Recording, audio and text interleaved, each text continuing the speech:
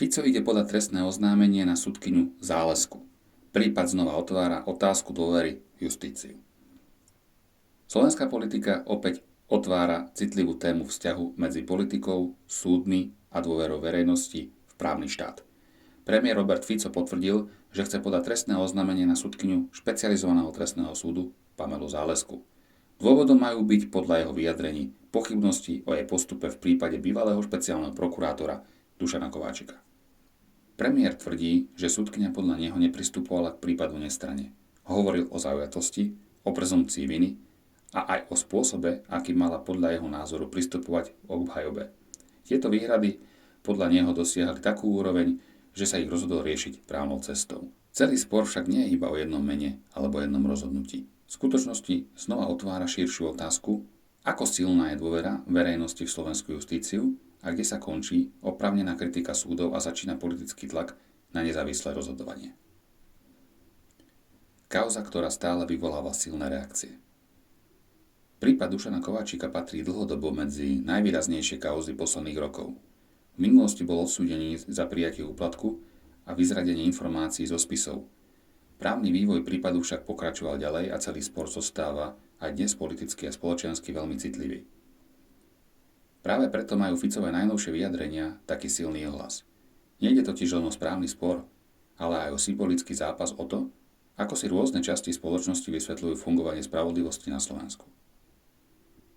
Podľa premiéra má byť trestné oznámenie postavené na konkrétnych výhradách voči postupu sudkyne. Jeho právny tím tvrdí, že všetky argumenty sú spracované priamo v podaní.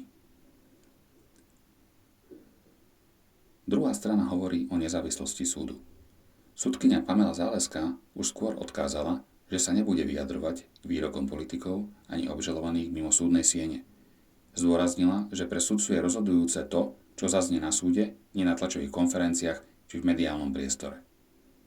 Aj tento postoj ukazuje, aké napätie dnes prevádza veľké justičné kauzy. Na jednej strane stoja politici, ktorí hovoria o vážnych pochybeniach, na druhej strane justícia, ktorá zdôrazňuje svoju nezávislosť a odmieta, aby sa súdne rozhodovanie posudzovalo cez politické vyhlásenia. Práve tu sa láme podstata celého problému.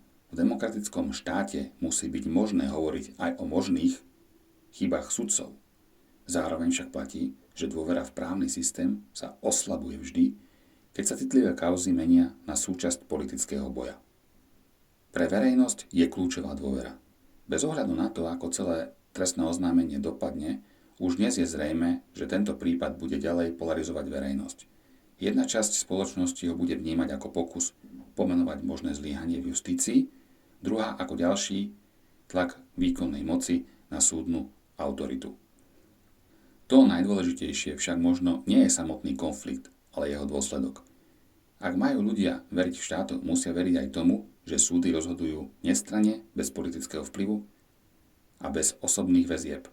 A rovnako musia veriť, že ak existujú pochybnosti, budú preskúmané zákonným a transparentným spôsobom. Prípad okolo sudkyne Záleskej preto nie je iba ďalšou domácou politickou správou. Je to test toho, či slovenské inštitúcie dokážu zvládnuť ostrý konflikt bez toho, aby sa ešte viac prehlbila dôvera verejnosti.